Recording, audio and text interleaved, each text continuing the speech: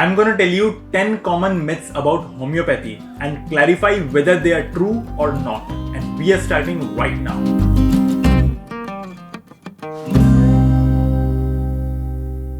Hello everyone, my name is Dr. Taha Khan. Welcome to my YouTube channel where I share with you clinic and exam related productivity tips and strategies.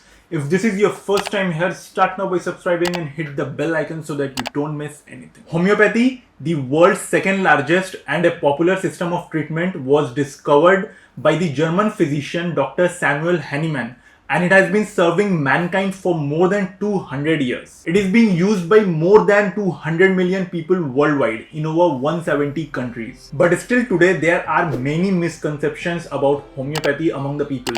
So let me clarify all of those so that you can also take the benefit of this wonderful healing art without any doubt. So myth number 1 is that homeopathy is an unproven science. Now if you say that I will only believe if and when I see the reactions of homeopathy medicines, then I would say that your knowledge is a bit incomplete and shallow. Because going by that philosophy, even electricity is unscientific. Because you cannot see electricity, you can only see its effects. There are endless clinical and experimental pharmacological data that prove the effects of homeopathy medicines. The only reason why over 200 million people use homeopathy around the world on a regular basis is because it works. There are research studies on ultra high dilution homeopathy medicines having biological effects, and these research database comprises all kinds of clinical outcomes, studies ranging from randomized controlled trials to observational studies. Maybe science needs a better understanding of water memory or ultra dilution molecules. So next time when someone says that homeopathy is unscientific, unproven science, then know that it is false. No other science has studied human beings as much as homeopathy, and no other pathies have conducted human trials as much as homeopathy. I mean, the types of sweats, human sweats, or the types of human stools, there are like how many types of human stools can be there? What are the reasons behind it? No one will ever know as much as a homeopath, because every medicine in homeopathy has gone so many human trials, have undergone so many human provings before reaching you. So homeopathy is a science that knows human beings more than any science could know. Myth number 2, homeopathy acts slowly. Now this is so popular that you must have heard it at some point in your life. First of all, you need to understand the course of a disease. There is something called the course of a disease. Now every disease has a natural course. Every disease follows a natural course. Some diseases are fast paced and some diseases are slow paced. Some diseases will occur very rapidly and they will go away also rapidly. But some diseases takes time. Some diseases takes time to develop. And so these diseases will also get cured, or these diseases will also go back very slowly. Take for an example, viral fever or flu. These diseases may develop overnight. Like today there is some hot and cold changes. Tomorrow you start having a headache. There is watery nose. You start sneezing. There is fever. So these diseases have this course that they will develop very rapidly. Okay. But take for example like cancer or even renal stone. These diseases don't develop overnight. There is like stone formation is not going to happen overnight. There will be stone formation slowly. Then one day you will start having some symptoms, like there will be burning in the urination, there will be pain in the abdomen. Then when you go for an USG for a report, then you find out okay, there is a stone formation in the kidney. So this stone has not formed overnight. So this is what I am talking about. There is a natural course of every disease. Every disease has its own course. Another very important thing I want you all to know, the difference between cure and recovery. These two are two different things. A person is said to be cured when he is free from all forms of disease. Okay. Now take example, suppose today you are having common cold, means you are having watery nose. You take some allopathy medicine. This usually happens in the case of allopathy medicines. What happens is today you are having common cold. You take some allopathy medicines. Tomorrow what the medicine does, it dries up your nose and you start having cough or you start having a headache. So this doesn't mean that you're cured of the watery nose. This means, or the coryza. This means that you have recovered from common cold. You have recovered from sneezing, you have recovered from watery nose, but that disease has just transformed to another form of disease, which is headache, which is cough. So this doesn't mean that you're cured of the disease. This just means that you have recovered from one disease, and in place of one disease you have got another disease. So this is not complete cure. Now in homeopathy, the medicine selection is very important, because the homeopathy medicines doesn't depend upon your disease. Homeopathy medicines are not disease specific, they are symptoms specific.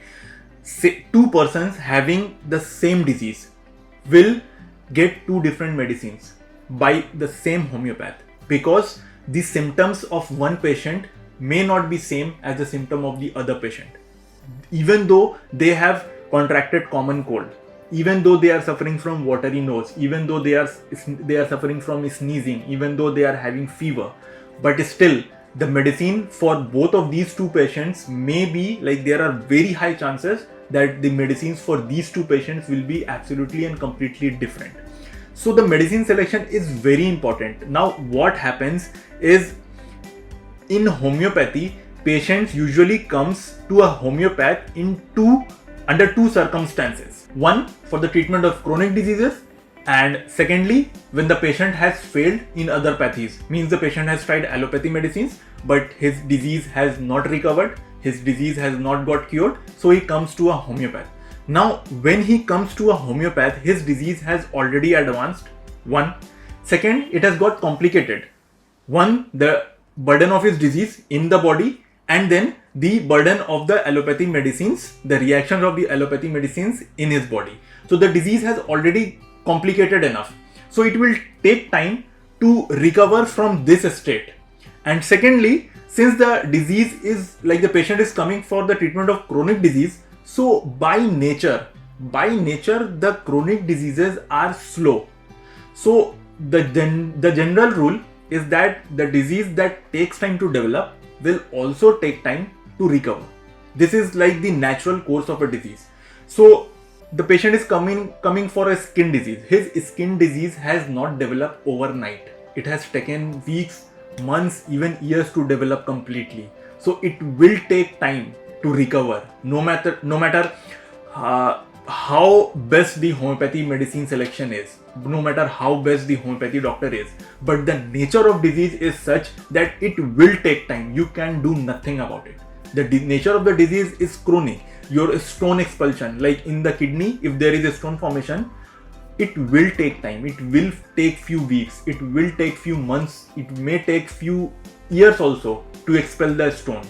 So the nature of the disease is the most important thing that you need to understand. So the myth that homeopathy acts slowly is completely false. Myth number 3, homeopaths give the same white sugar pills for every disease.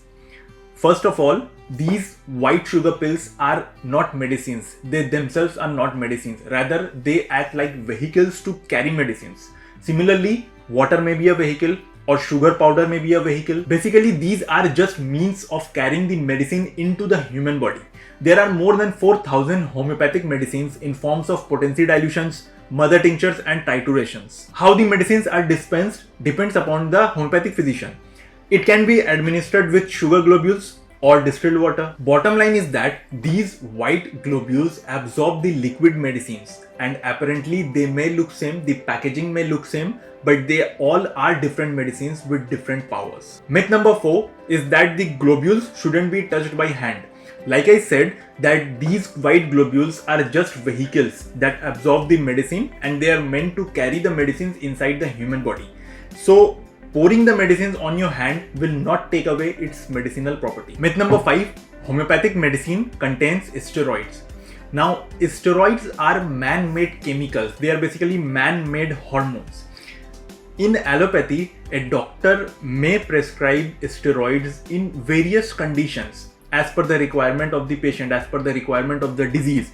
Like steroids, they usually give steroids in case of delayed puberty, because the body is not producing enough hormones. So there are lack of hormones. So the doctor prescribes steroids so that additional extra hormones, they push in extra hormones inside the body. Or in case of cancer, Suppose the patient is suffering from some form of cancer. The cells in his body are not functioning. The organs in his body are not functioning. So the allopathic doctor in this case may prescribe steroid. Now coming to the homeopathic medicines, whether they contain steroids or not. So homeopathic medicines can be manufactured from a variety of sources. Like there are plant sources from where homeopathic medicines are manufactured. Then there are animal sources, there are chemical sources, mineral sources, there are nosodes, sarcodes and many more sources.